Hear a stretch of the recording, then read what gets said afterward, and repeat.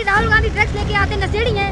अरे जो खुद कॉमेडिया में जाके नाच गाने करती है वो औरत हमारे राहुल गांधी पे हाथ उठाएगी। चीर दूंगी कंगना राउत तेरे को। अगर हिम्मत है तो मेरे सामने आके बात कर। अगर हिम्मत है मैं चैलेंज करती हूँ। अगर कंगना राउत तेरे में हिम्मत है तो मेरे सामने आके बोल, मैं तेरे को दिखाऊंगी। कॉमेडिया में जाके तूने नंगा नाच करना सीखा है। अगर राहुल पे तुमने उंगली चुका दी, राहुल वो धुरंधर है जिन्होंने इंदिरा गांधी ने जो उनके पास जमीन थी सारी जमीन गरीबों को दे दी, सब गरीबों के लिए पढ़े, परिवार को शहादत दे चुके हैं। उस राहुल गांधी के ऊपर लालचा लगाएगी कंगना राउत, तेरे को छोड़ूंगी नहीं। राहुल गांधी को किसकी हिम्मत है जेल पहुंचाने के लिए? ईडी की ऐसी की तैसी, ईडी की ऐसी की तैसी। ईडी वालों को मेरे सामने बुला, मैं देखती हूँ ईडी वालों को। पहले बैठाया था ना 48 घंटे, भूल गई शायद। अरे जब सच्चा लोग डरता नहीं है, छाती सीना तान के ठोक के कहते हैं ईडी वाले आओ चाय भी पिलाएंगे, तुम्हारी सवाल जवाब का बात। कहता मैं देश को नहीं बिकने दूंगा। लाल किला उन्होंने बेच दिया, एयरपोर्ट उन्होंने बेच दिया, रेलवे उन्होंने बेच दी, समाज को देश ने पता लग गया। अब कांग्रेस आने वाली है। बीजेपी वालों ने आज तक किसी 700 किसानों का शहादत दे चुके हैं। आज तक उन्होंने थालियां बजवाई हैं, अपनी थालियां बजवाई हैं, दिए जलाए हैं, तालियां पिटवाई हैं। जिन्होंने अपने मंगलसूत्र की बात आज तक नहीं संभाल के रखी, वो यशोदा बहन आज भी हमारे साथ कंधे से कंधा मिलाकर चलने वाली औरत है। और इन्होंने बात कही थी कि कांग्रेस मंगलसूत्र छीन लेगी।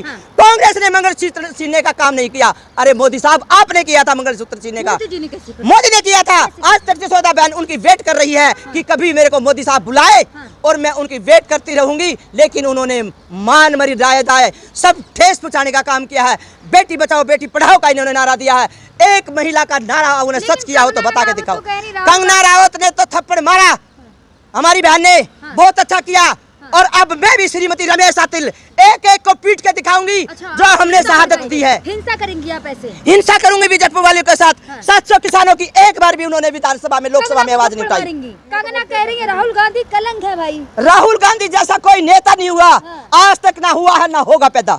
जिन्होंने किसान की मजदूर की हितैषी की उठाई आवाज, युवाओं की नौकरियों की बात आवाज उठाई है, एक मजदूर किसान की आवाज उन्होंने उठाई है, एक शहीद के बच्चों की आवाज उन्होंने उठाई है। जो आज हरियाणा में बच्चे दारू के नशे के आदी हो चुके हैं, वो देन बीजेपी की है। लेकिन कंगना तो कह रही राहुल गांधी ड्रग्स लेके आते नशेड़ी हैं। अरे जो खुद कॉमेडिया में जाके नाच गाने करती है वो औरत हमारे राहुल गांधी पे हाथ उठाएगी। चीर दूंगी कंगना राउत तेरे को। अगर हिम्मत है तो मेरे सामने आके बात कर। कह रही राहुल गांधी। अगर हिम्मत है मैं चैलेंज करती हूँ।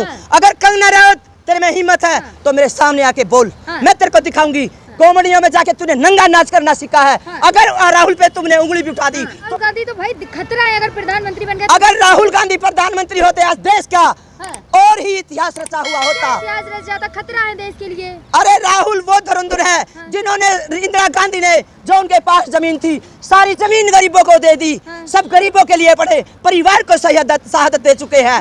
उस राहुल गांधी के ऊपर लालचा लगाएगी कंगना राउत, तेरे को छोड़ूंगी नहीं। क्या करेगी? तेरे को जमीनी सत्तर पे खींच के लाऊंगी और तेरे जूतों से पिटाई करूंगी। जूतों से पिटाई करूंगी। ये वही कंगना राउत है, ये वही कंगना राउत है जिन्होंने किसानों की माँ बेटियों पे उठाई थी आवाज कि तुम्हारे को जूते से मारेंगे। पंजाब वालों को 500 रुपए लेकर बैठती है। 100 रुपए देने।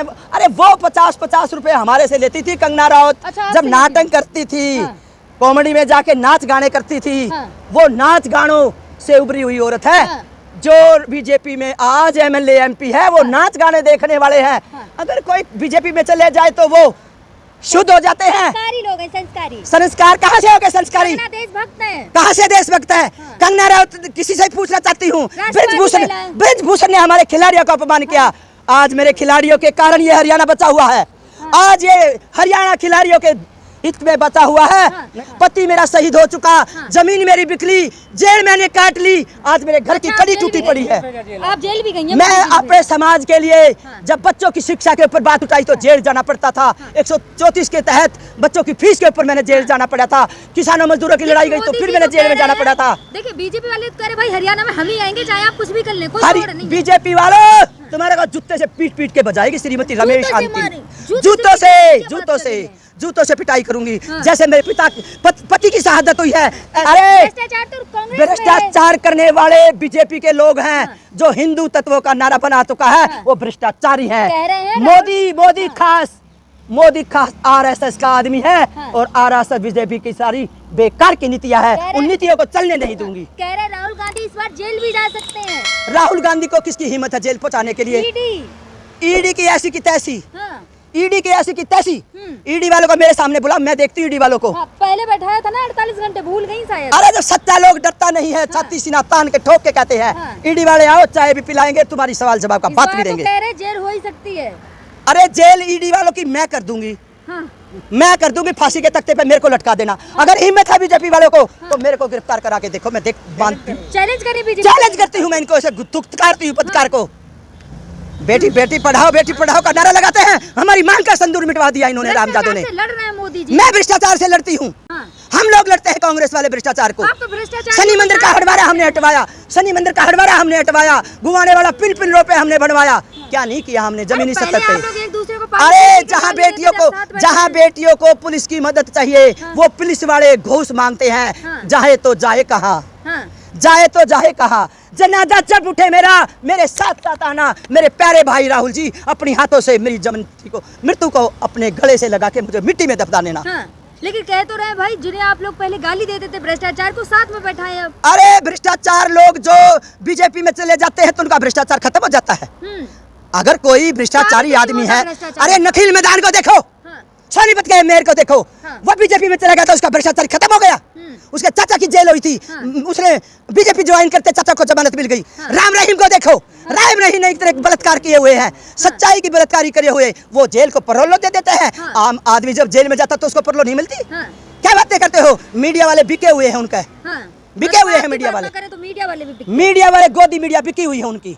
सच्चाई दिखाती है मीडिया नहीं दिखाती। मीडिया सच्चाई दिखाती तो 700 किसानों की शहादत पे आज देश कुर्बान होने के लिए, आंसू बहाने के लिए उनका जन्म दिवस मनाते हैं। 23 तारीख को किसान दिवस मनाते हैं। और ये बदकार जिन्होंने अपनी औरत को, जसोदा बहन को नहीं छोड़ा, अपनी माँ को नहीं छोड़ा, उन्होंने लाइन में लगा दिया नोटबंदी करने के कारण। देश हित के लिए छोड़ दिया, आप लोगों के छोड़ दिया। हमारे लिए कोई नहीं छोड़ता। उन्हें अडानी मुकेश अंबानी दिखता है, कुछ नहीं दिखता। उन्होंने जहाजों में घूमना दिखता है। कहता मैं देश को नहीं बिकने दूंगा। लाल किला उन्होंने बेच दिया, एयरपोर्ट उन्होंने बेच दिया, रेलवे उन्होंने बेच दी। समाज को देश ने पता लग गया, अब कांग्रेस आने वाली है। क्या बात, अग्नि लगी हुई है। अरे इसके पेट में छुर्रा चल रहा है। उस छुर्रे को कौन निकाले? 40 तक की तैयारी कर रहे हैं और आप कैसे? अरे वो बूढ़ा आदमी क्या करेगा? उससे चला तक तो जाने रहा, गिरता तो रहा संसद में जाता हुआ। इतना तो अच्छा बोलते हैं। अरे वो मीठी मीठी बातें बनाने वाला है। अगर जो सच्चा आदमी होगा तो कड़वी बातें उसके मुख से निकलेगी। आप लोग बोलने कहाँ देते हैं मोदी जी को? बोलते हैं तो उठ के चले जाते हैं। पहले तो आप ही रोने लग जाता है, उसको रोना आता है, बस रोना आता है उसको। घोट रहे हैं आप लोग। कोई उसका गला नहीं घोटता, वो उसको सच्चाई नहीं सुनी जा रही, सच्चाई के कारण उसका गला घुटता है। तो क्या लगता है राहुल गांधी बता क्यों नहीं देते हिंदू है या मुस्लिम? कौन? राहुल गांधी पूछ तो रहे अनुराग ठाकुर। पूरे देश के हितैषी हैं, 36 बिरादरी उसके साथ है, 36 बिरादरी का कौम। अगर मैं अपनी उंगली को काट के डालूंगी और अपनी आपकी उंगली को काट के डालूंगी तो उसमें मुसलमान और हिंदू और जाट और नाई निकलेगा। कह तो रहे अपनी जाति का बता नहीं, जाति जनगणना की बात कर। अरे अनुराग ठाकुर, तुझे पता है तेरी माँ ने कहाँ का जनके पैदा करके डाल दिया? तेरे को पता है? उसको खुद अपनी माँ को ठाकुर है, उन्हें तो पता है ना। अरे वो कहीं का ठाकुर नहीं, ठाकुरों की उस पे जात बिरादरी पे वो एक भद्दा है। भद्दा निशान है वो। बात कर रही हैं, बीजेपी के नेता है वो, गधी की पुच्छड़ है, भैंस की पुच्छड़ है वो। आप कंगना रनावत की आलोचना कर रही हैं। मैं पूरे बीजेपी को धुतकारती हूँ। इतनी खपा क्यों है? बिल्कुल खपा हूँ, जिसने 700-750 किसानों को मरवा दिया।